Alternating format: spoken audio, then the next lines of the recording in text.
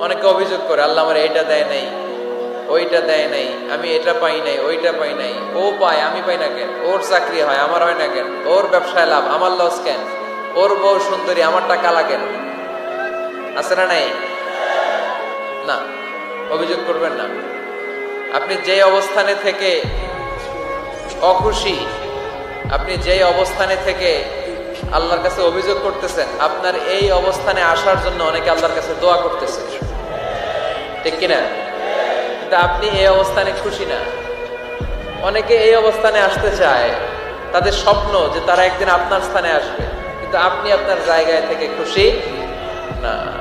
এজন্য উনজুর ইলা মান হুয়া আসফালা মিনকা, তোমার চেয়ে যে খারাপ অবস্থায় আছে তার দিকে তাকাও, তাহলে তোমার মনের দুঃখ ঘুচিয়ে দিবে কে? আপনার চেয়ে যে খারাপ অবস্থানে আছে তার দিকে দেখেন কি অবস্থা। আপনি এইটা চান, ওইটা চান, কত কিছু লাগবে আপনার। হসপিটালে যে দেখেন ক্যান্সারে আক্রান্ত রোগীদের কি অবস্থা দেখেন। ক্যান্সার যার নেই কোনো অ্যান্সার, বাঁচবে না সে। ওরে যে জিজ্ঞেস করেন, ভাই আমি তো বাড়ি চাই, গাড়ি চাই, আমার অনেক অভিযোগ, আমি এটা চাই, ওটা চাই, তুমি কি চাও? ক্যান্সার আক্রান্ত রোগীটা বলবে, আমি কিচ্ছু চাই না, আমি খালি বাঁচতে চাই। ক্যান্সার আক্রান্ত রোগীটা কি চায়? শুধু কি চায়? বাঁচতে চায়। আর আমাদের অনেক কিছু লাগবে। এজন্য বেঁচে যে আছি এই জন্যই আলহামদুলিল্লাহ। শ্বাস প্রশ্বাস যে নিতে পারতেছি, বেঁচে আছি, অনেক দিয়েছে প্রভু, আর কিছু লাগবে না, আলহামদুলিল্লাহ পড়েন।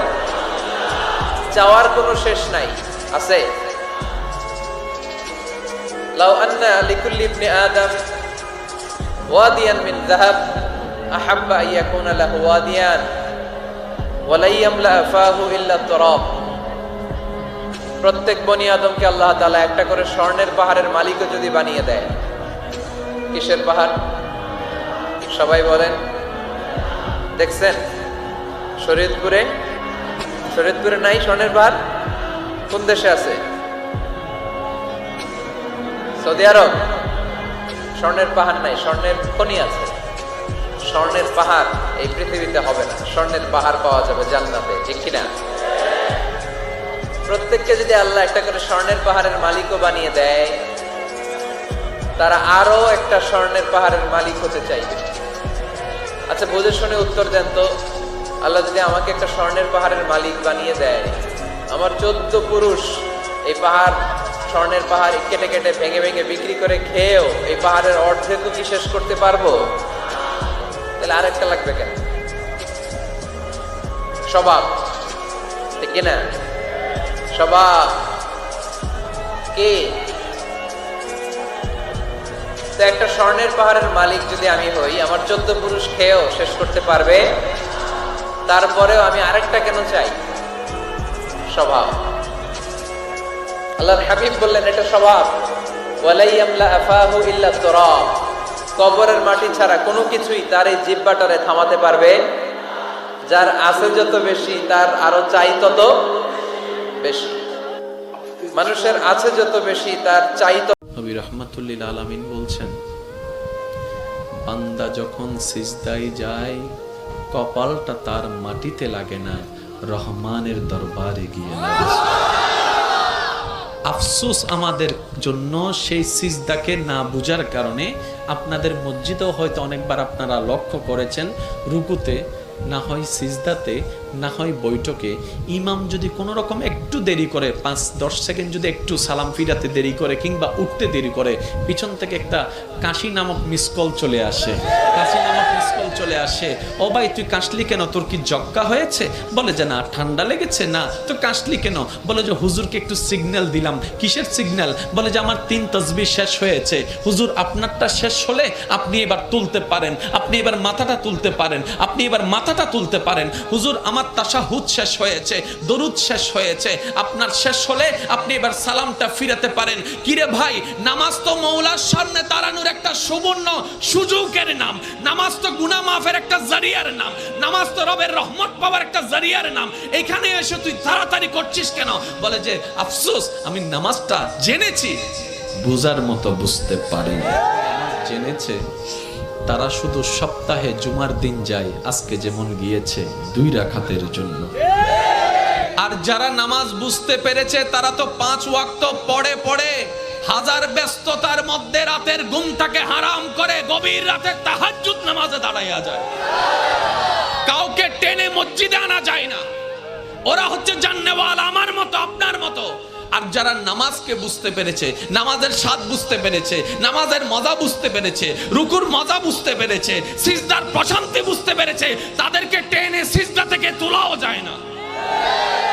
সেজন্য এখন আপনারাই সিদ্ধান্ত নেন, কি জানার তলে থেকে ঝগড়া করবেন নাকি বুঝার তলে থেকে মওলার সাথে প্রেম করবেন। আপনাদের ব্যাপার, এটা আপনাদের ব্যাপার, আপনাদের ব্যাপার, যার যার ব্যাপার। সব একটা কথা বলি, আল্লাহ আমাদেরকে দুনিয়াতে যতটুকু বিশা দান করেছেন অর্ধেক হায়াত শেষ, বাকি আছে আমাদের অল্প একটু।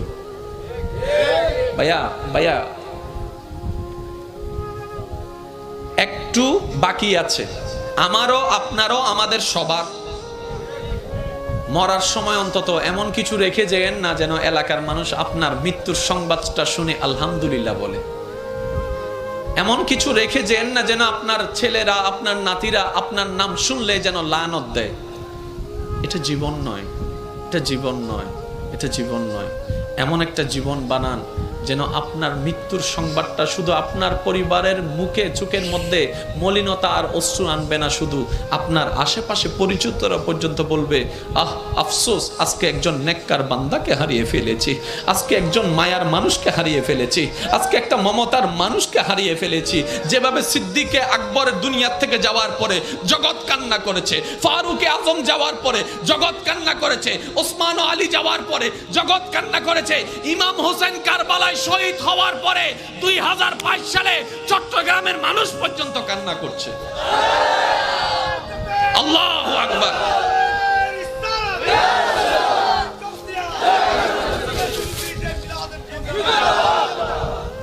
কে দিছে?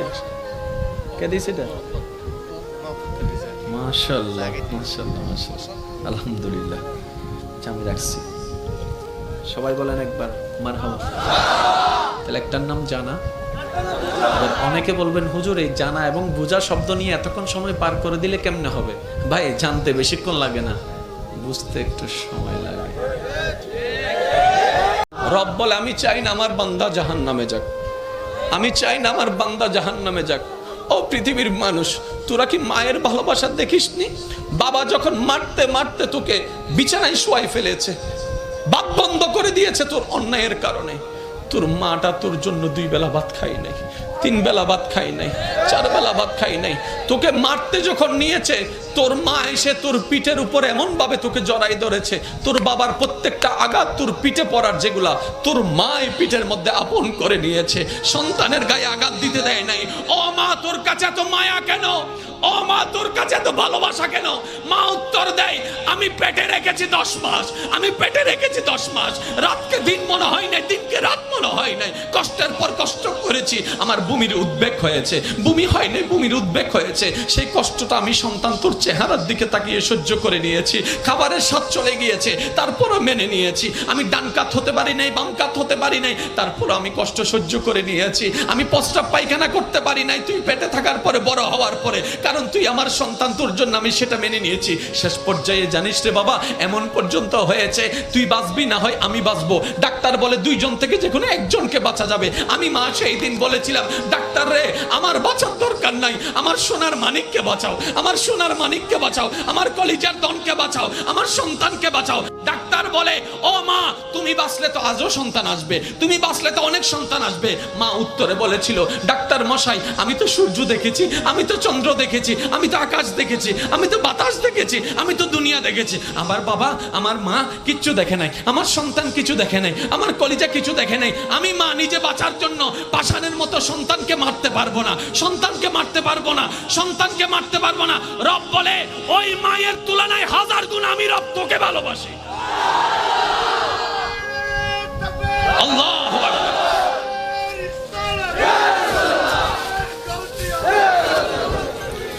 আল্লাহ, ও গো আল্লাহ, ক্ষমা করে দাও, মাফ করে দাও। আল্লাহ, ও গো ক্ষমা করে দাও। একটু অন্তরের ভালোবাসা নিয়ে ডাকটা দেন না, আল্লাহ ও গো আল্লাহ ক্ষমা করে দাও। জীবন মোদের এই যতদিন থাকিবে সুপথে চালাও, মাফ করে দাও আল্লাহ ও গো আল্লাহ ক্ষমা করে দাও। সহজ একবার বলেন আমিন। বিশ্বাস করেন ভাই, আমরা এমন রবের বান্দা যার দরবারে কিচ্ছুর কমতি নেই, কিচ্ছুর কমতি নাই। যা চাই আমরা সব আছে। পাই না কেন জানেন?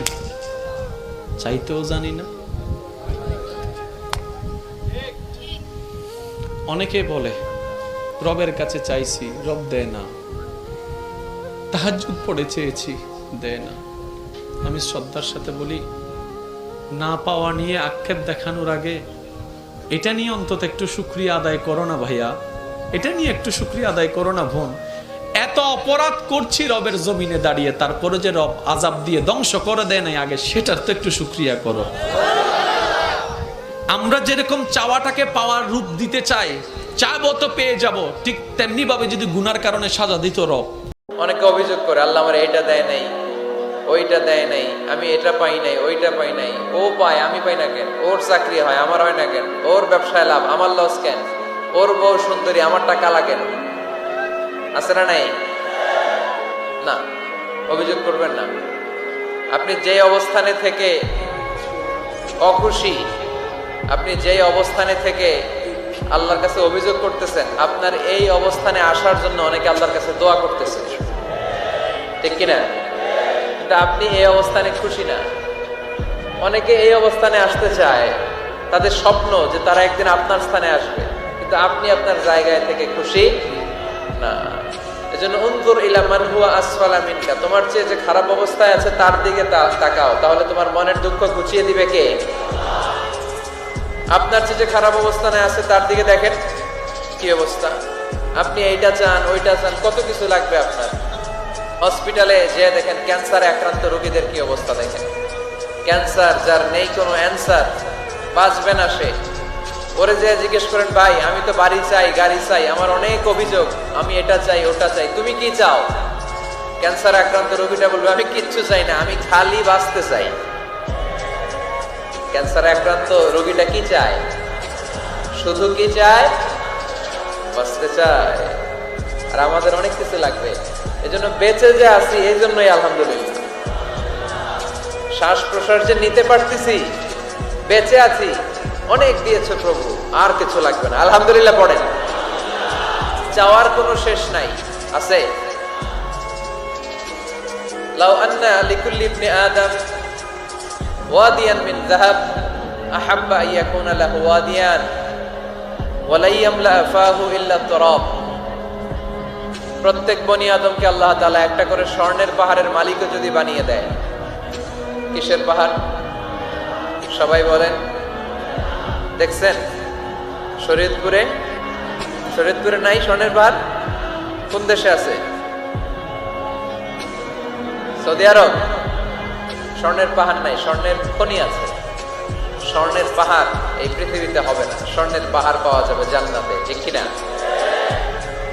প্রত্যেককে যদি আল্লাহ একটা করে স্বর্ণের পাহাড়ের মালিকও বানিয়ে দেয়, তারা আরো একটা স্বর্ণের পাহাড়ের মালিক হতে চাইবে। আচ্ছা বুঝে শুনে উত্তর দেন তো, আল্লাহ যদি আমাকে একটা স্বর্ণের পাহাড়ের মালিক বানিয়ে দেয়, আমার 14 পুরুষ এই পাহাড়, স্বর্ণের পাহাড় কেটে কেটে ভেঙে ভেঙে বিক্রি করে খেয়েও এই পাহাড়ের অর্ধেকও কি শেষ করতে পারবো? তাহলে আরেকটা লাগবে কেন? স্বভাব, ঠিক কিনা? স্বভাব কি? তো একটা স্বর্ণের পাহাড়ের মালিক যদি আমি হই, আমার 14 পুরুষ খেয়েও শেষ করতে পারবে, তারপরেও আমি আরেকটা কেন চাই? স্বভাব। আল্লাহর হাবিব বললেন এটা স্বভাব। ওয়ালাই ইয়ামলা আফাহু ইল্লা তুরাব।